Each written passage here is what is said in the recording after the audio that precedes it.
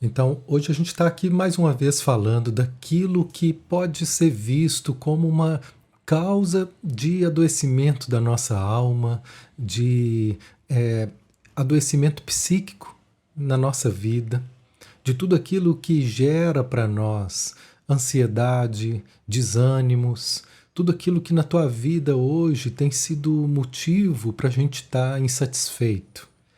Nós vamos falar de que por trás de todos esses sintomas que aparecem como um desconforto na nossa forma de viver, o que nós vamos encontrar? Um movimento interrompido da alma. Esse movimento interrompido da alma, ele sempre vai gerar um desconforto, e por mais que a gente não saiba exatamente onde foi que algo se bloqueou aqui dentro, que algo se travou aqui dentro, o nosso corpo sabe. Então, o nosso corpo é o nosso maior aliado nesse processo de resgate da nossa alma. Nós estamos resgatando aqui tudo aquilo que o corpo nos mostra como um movimento interrompido.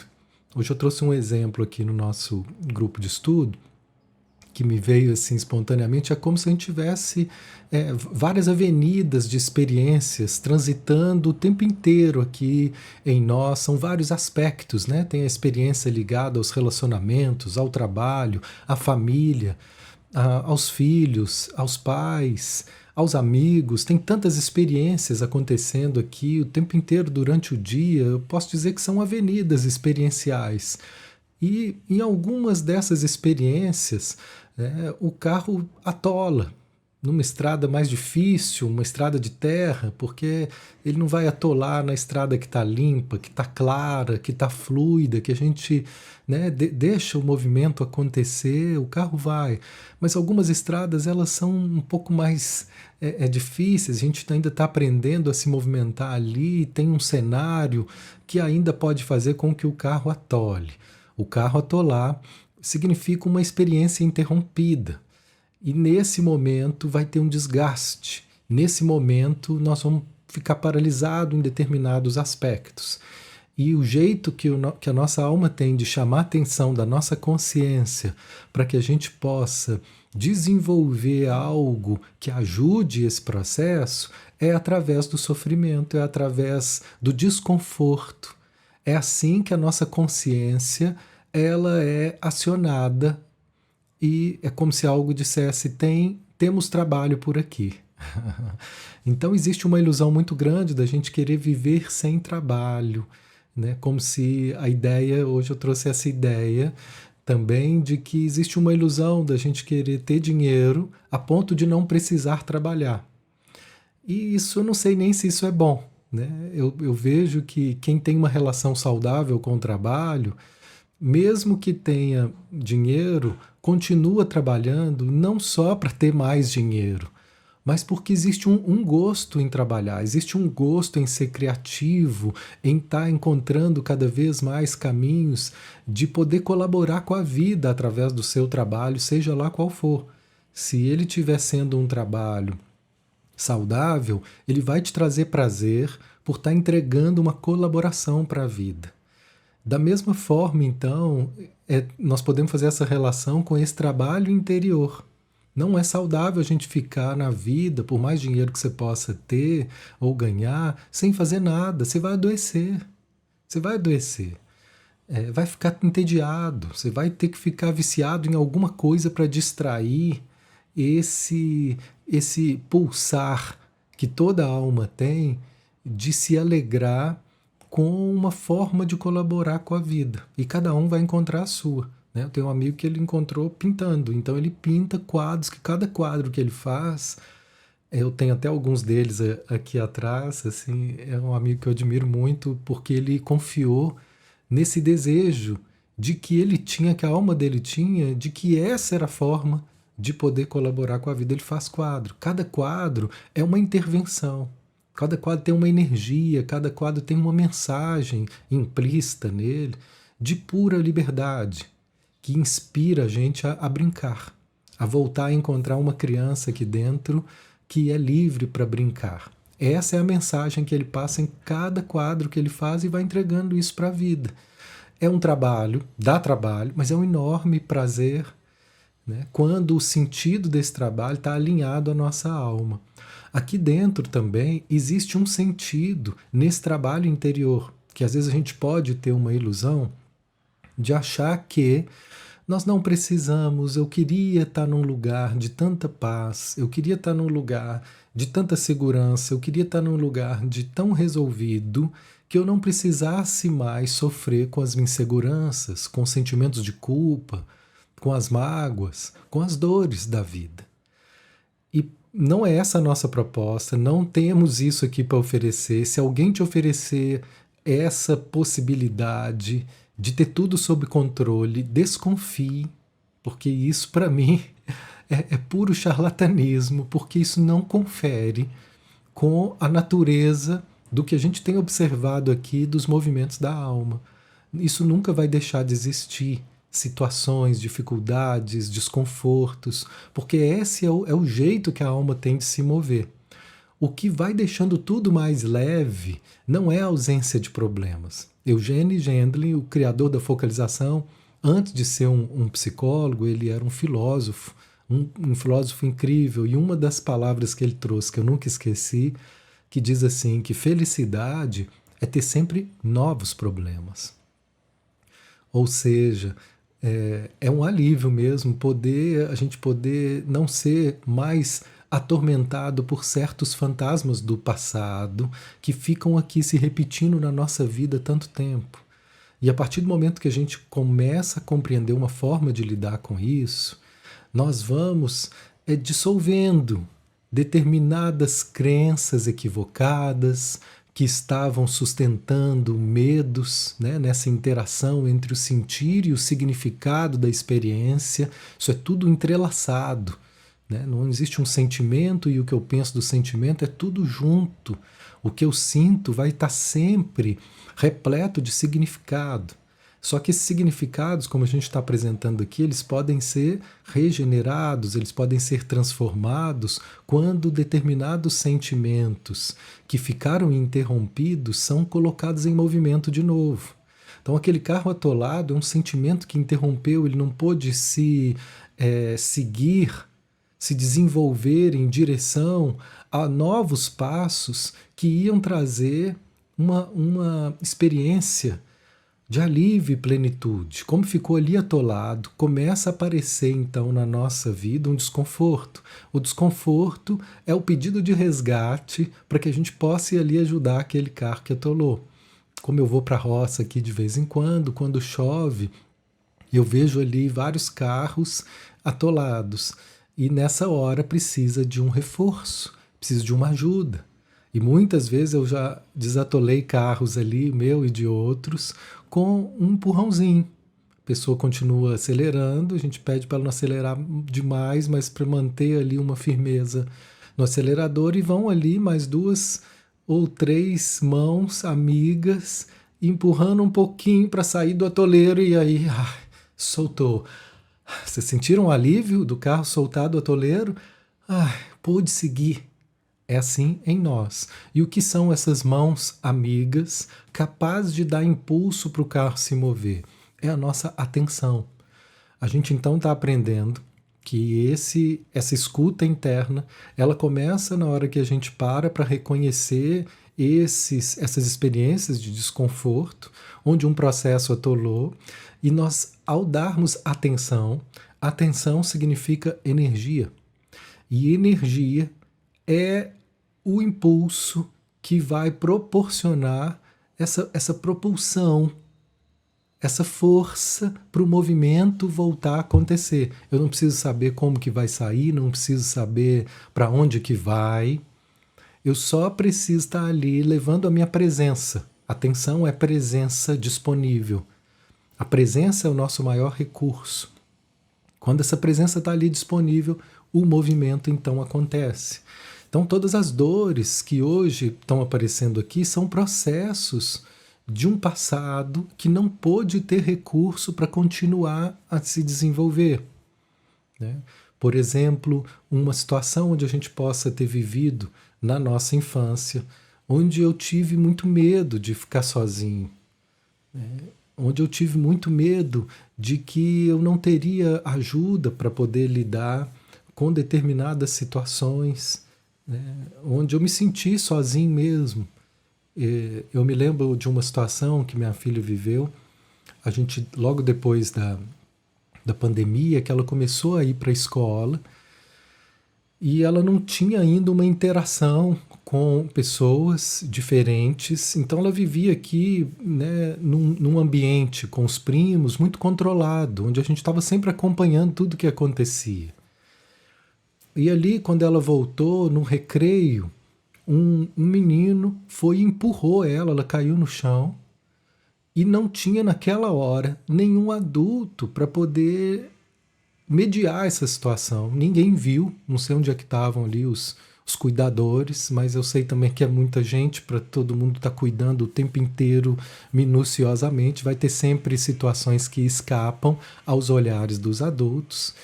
E esse menino empurrou ela, ela caiu.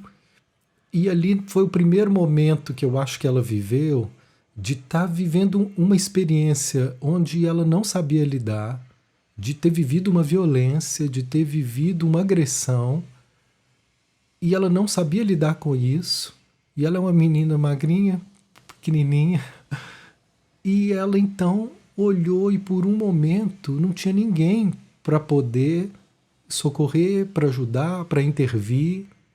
Ela ficou ali, chorou, e depois de um tempo é que ficaram sabendo o que aconteceu. Eu não sei o que aconteceu a partir daí, mas eu me lembro que quando eu fui buscá-la, eu vi que ela estava com uma cara transtornada. Eu vi, a gente sente, né? Ela não estava sorrindo, ela não estava. E eu percebi logo, assim que eu a vi, falei, filha, o que foi? O que está acontecendo? E eu imagino que na hora que eu busquei já tinham passado horas do que tinha acontecido ali no recreio, mas ela ainda estava com aquele transtorno todo preso no corpo. E quando eu percebi o que eu ofereci a ela, atenção, um espaço aberto. Eu falei, filho, o que aconteceu? O que você está sentindo? Tem alguma coisa que está acontecendo com você? Aí ela só me abraçou e começou a chorar. E ela começou a chorar muito, eu não estava entendendo nada. Aí ela chorou, aí é que ela foi liberando aquele processo que estava todo preso no corpo dela. E aí ela chorou, chorou, chorou, chorou, e eu continuei sem entender, fiquei assim, né, preocupado. E aí depois ela foi contando o que aconteceu. E eu percebi que ela não teve nenhuma atenção para poder liberar esse processo. Mas que ali, nesse dia, com o meu abraço, isso foi possível. E ali liberou essa carga, o carro saiu do atoleiro e ela pôde então encontrar um alívio e nós seguimos. Mas quantas outras experiências que ela pode ter vivido e que isso não foi trazido à consciência para que esse processo pudesse se mover? Quantas experiências você viveu de solidão? Quantas experiências você viveu de abandono na relação com seus pais? De quantas vezes você queria ter tido a atenção do seu pai para lidar com um conflito, da sua mãe para lidar com uma solidão, e não foi possível, assim como não foi possível ali daqueles educadores na escola oferecer esse suporte, muitas vezes não foi. E a criança, ela não é capaz de processar isso sozinha. Então na cabeça dela começa uma confusão, começa um sentido aqui de desespero, e a gente passa a encontrar, às vezes, formas assim de se defender desses desesperos, e aí nós vamos criando, então, máscaras de fingindo que está tudo bem quando não está, ou de criando imagens e pensamentos que podem marcar a nossa vida o tempo todo, como quem diz, olha, a vida é muito perigosa, viver é muito ameaçador, eu não quero mais me relacionar. Diante de algumas situações, de alguns abusos, de algumas violências, de algumas experiências de abandono, conclusões muito equivocadas chegam para poder tentar entender, para poder dar um sentido. E esse sentido, com esse olhar infantil, às vezes é um sentido muito, muito distorcido. Não significa que a vida é perigosa e ameaçadora por causa disso que aconteceu, mas naquele momento, aquela impressão marca e cria ali um processo que, enquanto ele não for revisto, enquanto ele não for resgatado, essa impressão ela pode participar da nossa vida adulta por muito tempo. Então eu conheço várias pessoas adultas que às vezes têm oportunidades incríveis de dar mais um passo na profissão e que na hora que isso vai acontecer ele vai para trás, porque ele está diante de algo novo e tem registros na história, no passado, de que em alguns momentos que eu me abri para algo novo, né, muitas pessoas, por exemplo, mudaram de escola e nessa outra escola não foram bem recebidos. Tinha aquelas panelinhas que não absorveram, não teve uma educação, uma orientação que tornasse possível que os colegas dessem um espaço, ela também não conseguiu e passou talvez anos na escola, já ouvi algumas situações assim, onde ela viveu na escola se sentindo excluída, se sentindo rejeitada, principalmente se não era uma pessoa dentro dos padrões de valor daquela escola, que tinha características que pudesse agradar aqueles grupos que já estavam ali, né, fechados. Então, tem pessoas que viveram na adolescência, não sei se vocês se identificam com isso, ou se vocês conhecem alguém, ou se os seus filhos, né, viveram situações. Estou trazendo aqui alguns exemplos só para a gente poder clarear um pouco mais sobre essa influência do passado no presente, de como que esse presente, então, ele vai continuar implícito na nossa forma de ver. Todo esse senso de rejeição e de inadequação que eu possa ter vivido ali na infância, isso vai continuar sendo sentido aqui e em vários momentos, às vezes na fase adulta, tem uma oportunidade assim, não, eu não vou não, porque eu não sei, eu acho que não é para mim. Não é para mim. E eu vi várias pessoas declinando a convites que poderiam ser promissores, realizadores, que poderiam melhorar em vários sentidos a vida, que poderia às vezes até estar de acordo com o que ele realmente queria, mas o medo falou mais alto. O medo de estar me expondo a uma nova experiência, a um novo grupo, a uma nova empresa que implicitamente é sentido como aquela experiência de ter mudado de escola, de ter ido para uma turma onde eu não consegui me enquadrar, onde eu não consegui conexão emocional com as pessoas. E esse senso de ameaça vai continuar conosco. Então, nós vamos conviver na nossa vida com os desconfortos que vão aparecendo aqui, são justamente essas experiências implícitas ainda pulsando aqui. E aí a gente tem formas de lidar com isso, a gente fica tentando racionalizar, tentando explicar, ou tentando mudar aqui fora para ver se alivia aqui dentro, e aí às vezes muda de relacionamento, muda de empresa, né? Vai tentando fazer caminhos que vão estar tentando mudar aquilo que ainda não teve a devida atenção para que mude. Toda experiência sentida, quando ela tiver a atenção correta, que é uma qualidade de presença gentil, toda vez que isso for possível, né, de ser oferecido aqui para nós, um movimento vai acontecer, uma mudança vai acontecer, uma transformação vai acontecer. Então, principalmente quando a gente recebe uma atenção de um amigo, de um terapeuta, de alguém que tenha essa escuta compreensiva, que não vai dar sermão, que não vai analisar. Tem muito terapeuta que fica analisando, que fica tentando mudar seu comportamento, sabe? O comportamento, ele está estruturado com tantas experiências que eles não vão mudar, né, sendo acusados, sendo... A gente está cansado de saber que os comportamentos que não são bons, a gente está cansado de saber que eu não queria tê-los, que eu não gostaria de reproduzi-los, que seria melhor que eles não existissem. Não é uma questão cognitiva que isso esteja sendo mantido. Eles são a expressão de toda uma experiência sentida que ainda é confusa, que ainda é caótica, que eu ainda não consegui escutar. Mas toda vez que isso é escutado, que isso é compreendido, um espaço se abre para a plena aceitação do que eu estou sentindo, novas respostas vão surgindo e esses velhos comportamentos de ameaça, de repressão, de enclausuramento interno, por exemplo, eles vão perdendo sentido. A vida vai se abrindo e deixando de ser tão ameaçadora, né? O que não significa ser ingênuo a ponto de estar se expondo a situações de risco. Tem hora que é muito importante a gente saber pôr limites e recuar, mas viver limitado, viver recuado, viver aprisionado, viver com medo é algo extremamente insatisfatório. Então, nós estamos aprendendo nesse caminho que cada uma dessas experiências, a gente não precisa ficar buscando, e essa é a boa nova. Não precisa ficar buscando, não precisa ficar preocupado em tentar entender, sabe? Não precisa ficar na busca, sabe? Acabou a busca. Nesse caminho, o meu descanso nesse caminho experiencial da focalização é que acabou a busca. Eu não preciso mais ficar preocupado em encontrar alguma coisa que eu não sei para poder me ajudar a lidar com o que está acontecendo aqui. Para, relaxa.